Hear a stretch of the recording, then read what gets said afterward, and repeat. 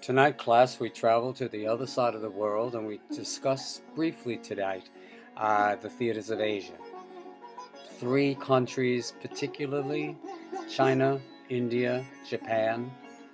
There are other countries in the discussion that you should read about in the lecture and do the Google searches on the terms, because theaters in Indonesia, particularly the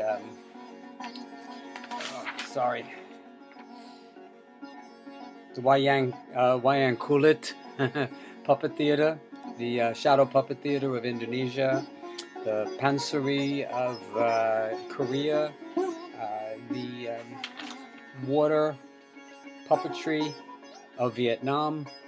What was the other one? Oh, that was it. That was it. But take a look into those. Asian theater goes back centuries. Sanskrit drama in India is older than Greek tragedy.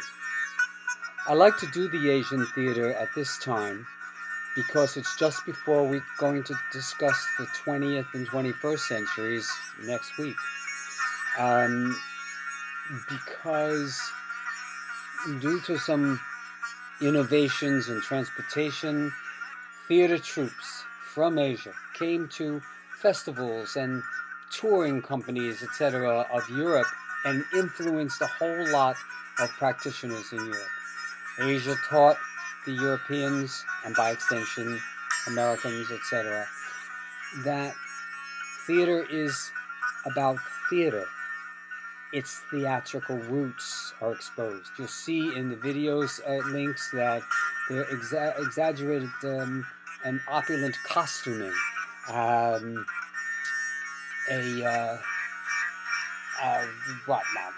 book, all right? We'll use this book. A book. It's a book.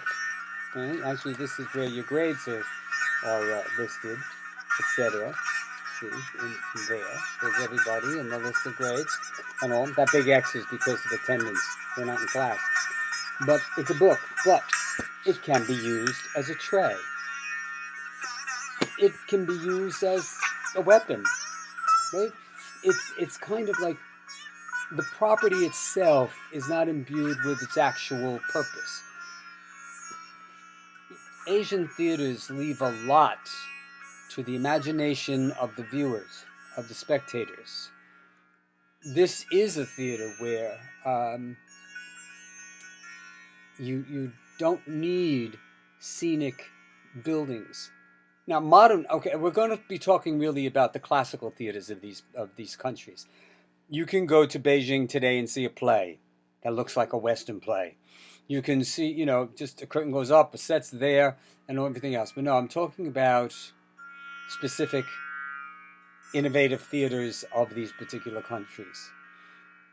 We only hit upon it. Asian theater deserves a course of its own, but we don't have one. And anyway, in this day and age, we're not too sure how many people would actually take it. The introduction to theater is a great course because it's a whole spectrum of everything. You walk out of this class hopefully knowing a little bit about everything. Right? So you do have to talk about Asia as well. Traditionally, in the textbooks I've used in the past or I've seen and read, chapter on Asian theater is usually somewhere near the Middle Ages theaters. And that has to do with time. No theater in Japan is in the 13th century. But Sanskrit, like I said, is older than Greek tragedy, so why is that there? Why isn't it back with the Greeks? Kabuki theater in Japan is more of a 19th century, some sources say as early as the 18th century, innovation of a certain type of popular theater that's still performed. So it's, I like to put it now because of its influence on Western practitioners.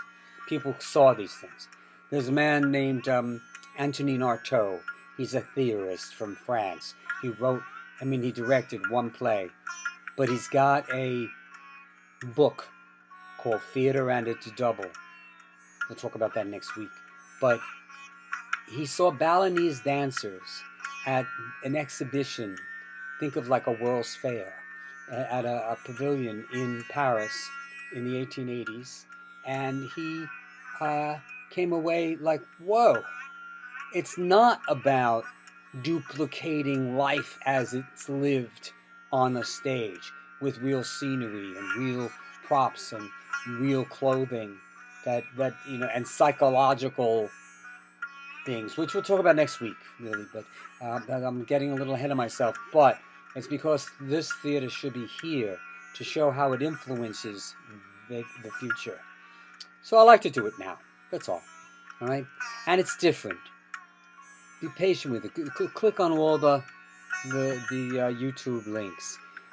When you do your searches and something comes up, try to find the pictures, and especially if you're looking at the links and the little column on the side on YouTube, there may be something else that that'll take you to look at it. Do a little exploration on your own. Right? Kathakali dance. Kathakali dance and a lot of Sanskrit drama come out of two Indian epics, the Mahabharata and the what was I going to say? The Mahabharata and the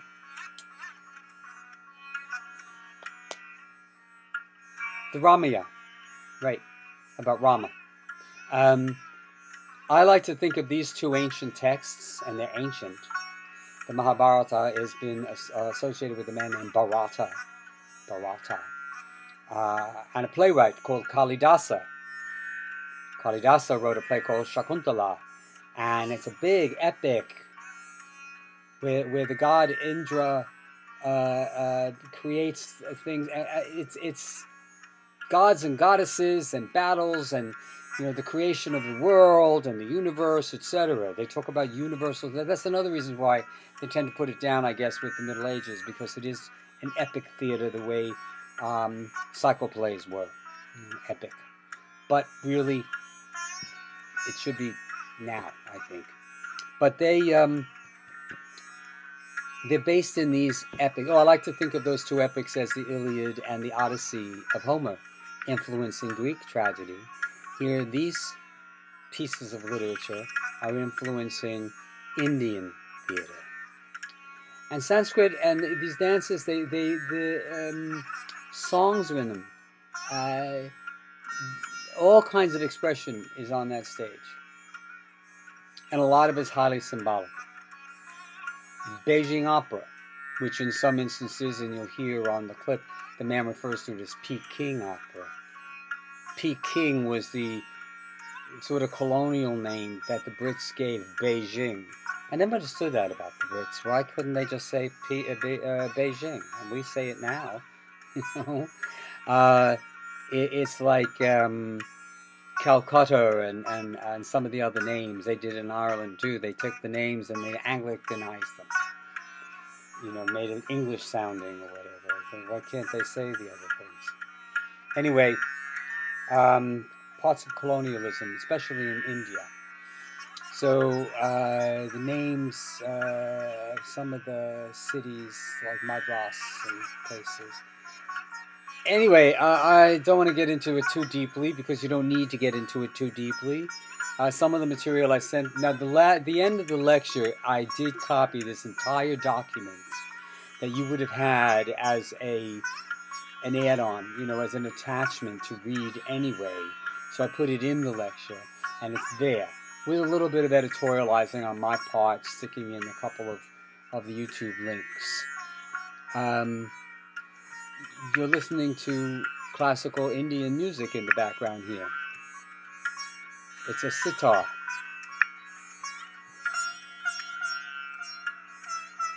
You might recognize it. It's a raga that's being played. So my Indian students might understand what I'm talking about with that. But the Asians are pretty. There's a lot of puppetry. Well, there's a lot of puppetry in Western theater too. But Bunraku is the Japanese puppet theater. Take a look at that. Kabuki, you need to know those things. When I send you the list do the list. Remember, not everything in these lectures are on the quizzes, and not everything on the quiz is from those lectures, but everything, all the answers on the quiz comes from the list. So do the list, right? I'm not going to stay on this very long because I think it's just not self-explanatory, but let the people in the YouTubes explain it to you better than I can. One thing wonderful, now in my travels, and I've been traveling a lot, mostly in Asia, mostly in Europe. I've never been to Asia, much to my shame. I've never been to Japan or China or India. But in terms of theater, I do live in New York, and I've seen many of these examples of theater here. Troops come here. I've seen a Japanese Noh theater at the Beacon, a Beacon Theater on Upper Broadway. I've seen kabuki that was done one time at the Metropolitan Opera House when the opera wasn't in season. A kabuki troupe came and did an evening of kabuki plays. I went to see that. I've seen the monkey plays. It's a figure in Chinese theater. Not necessarily the Beijing opera, but regular Chinese theater from the Song Dynasty, I think. Don't remember. I don't want to keep looking at my notes because I waste my time searching. But I did see a very nice theater thing. You see in the thing about Beijing opera, they talk about the Mei Lan Fang, which is, again, the writing's backwards, but this is a program from it, 150th anniversary, Chinese opera, that was done at Lincoln Center. I think I saw this in 2015, might have been a little earlier than that, 2014, I see. For those of you who have never been there, have you been to Lincoln Center? This is the Koch Theater in Lincoln Center. You can go to Lincoln Center now. None of it's open, but you can stroll the plaza where the fountain is. This is the Koch Theater. This looks downtown. Opposite, behind this picture, opposite the plaza there is the Philharmonic Hall, or A.V. Fisher Hall. And sort of this way, at the top of the plaza, Metropolitan Opera House. But this is where they performed this play. Actually, they performed a whole lot of plays. I went to see something called, where is it now? Lady Mu Ying Takes Command. And there she is. She becomes a general.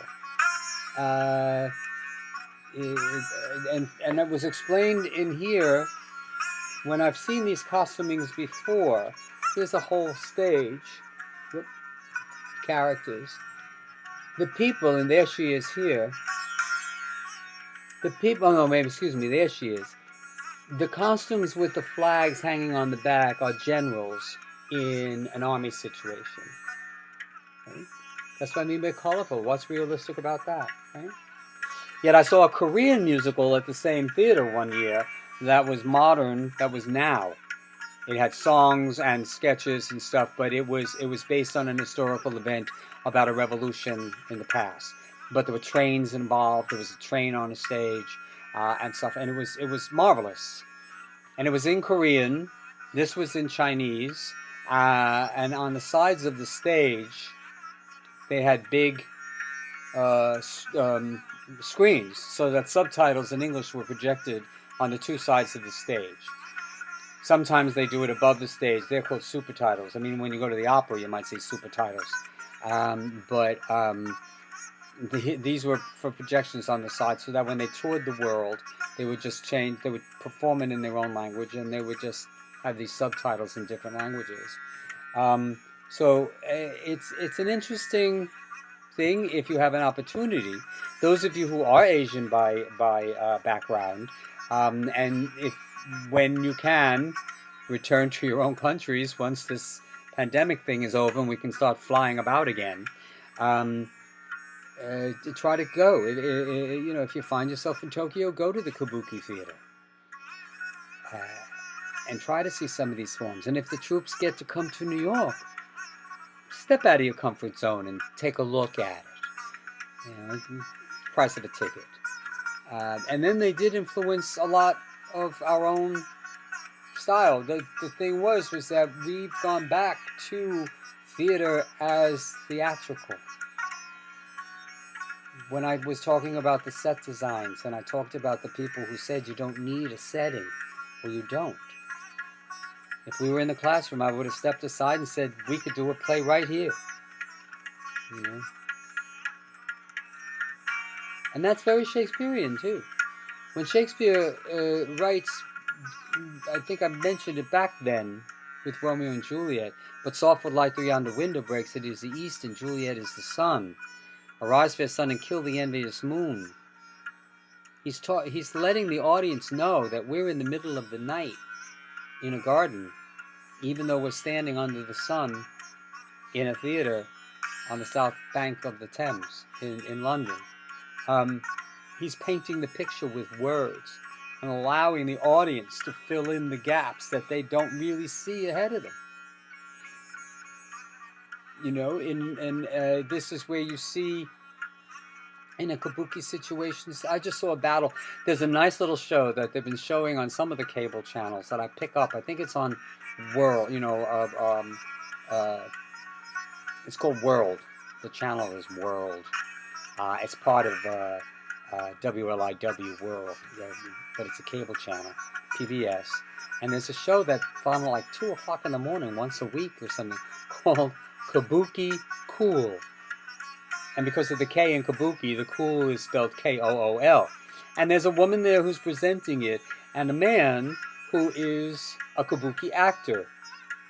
And they usually tell the story, and you see the scenes from the plays, and sometimes they talk about how the actors get trained, or, you know, the choreography, especially in some of the plays that they're doing, and all the dances. So battles are done where people approach each other and they look like they're hitting each other, but they're not. Everybody's reacting and moving around, and there's cymbals, crashes, and stuff to look like they were, but it's all very highly stylized and almost choreographed. So that, well, it is choreographed. So it's stage movement, but no contact. Nobody's really hitting each other. Nobody's really making the swords clang. They almost clang, and then they switch and do other things. It's a fascinating thing to watch. You could even YouTube some of their episodes if you want. And they've got English subtitles, because it's done in Japanese. It's a Japanese show, and it's a half an hour, and it's called Kabuki Cool. So if you're interested in any of this, take a look at that. You type in Katakali dance in YouTubes and see what they've got. Look at it. This music is from the YouTube that I'm playing. It's called Spirit of India, and it's don't know why it's not louder.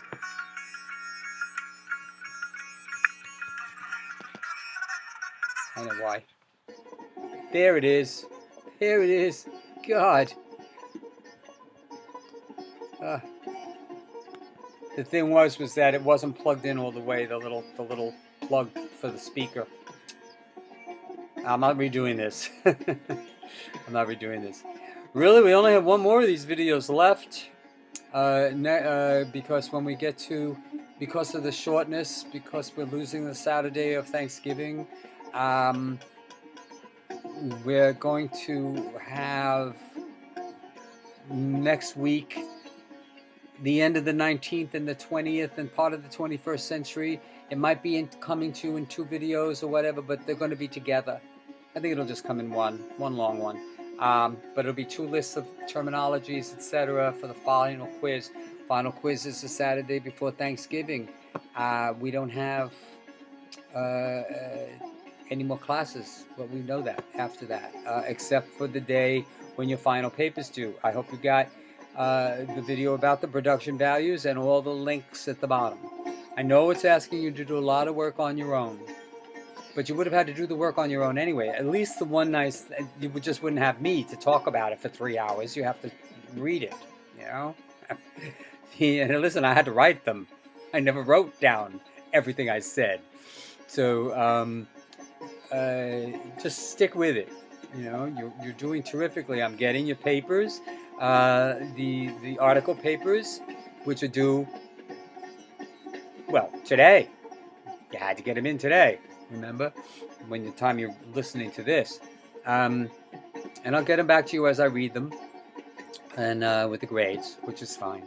And we should all be all right. So I don't really have, I don't want to go through all the items one at a time and everything. You can do that.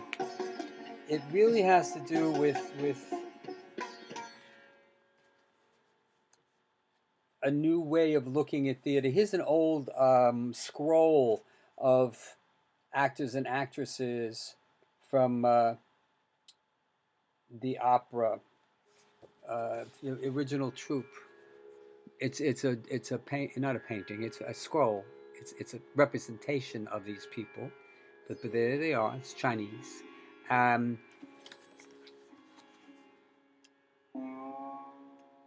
things. So it just, oh, I know what I want to show you. One nice picture in terms of makeup. Even the makeup is symbolic. Let me see. Where'd she go? In all of these things, makeup is symbolic. Look at that actress.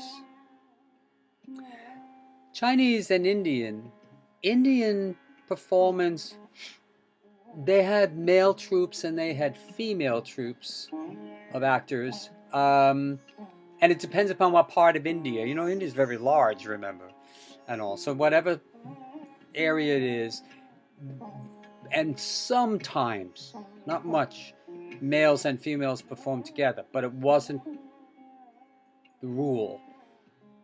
Chinese opera, men and women. Japanese, no theater and kabuki theater. Well, no theater uses masks, which hopefully you'll discover. Kabuki theater, not so much masks, but a lot of makeup. And men only on stage. There's a, you'll read it, you'll find out in the things you have to look at, the terms, that there's a specific genre of actors playing female roles. And that's today. That's today. No women. Again, it had to do with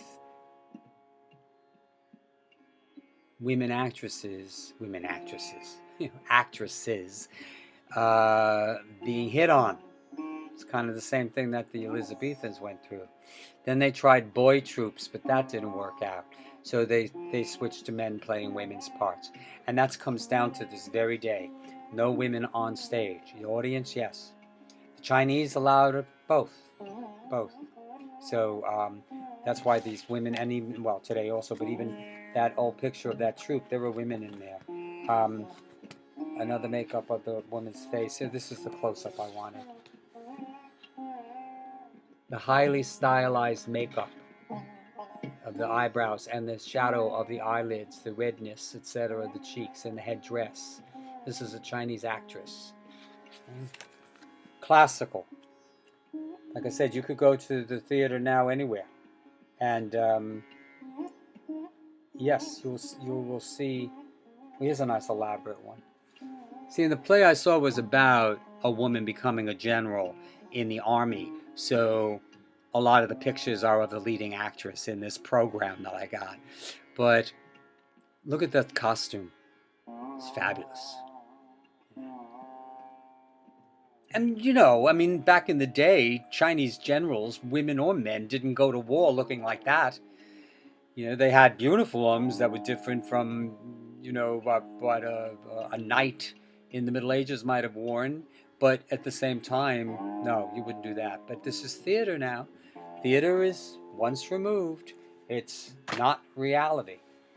So, anyway, I've talked enough about this stuff.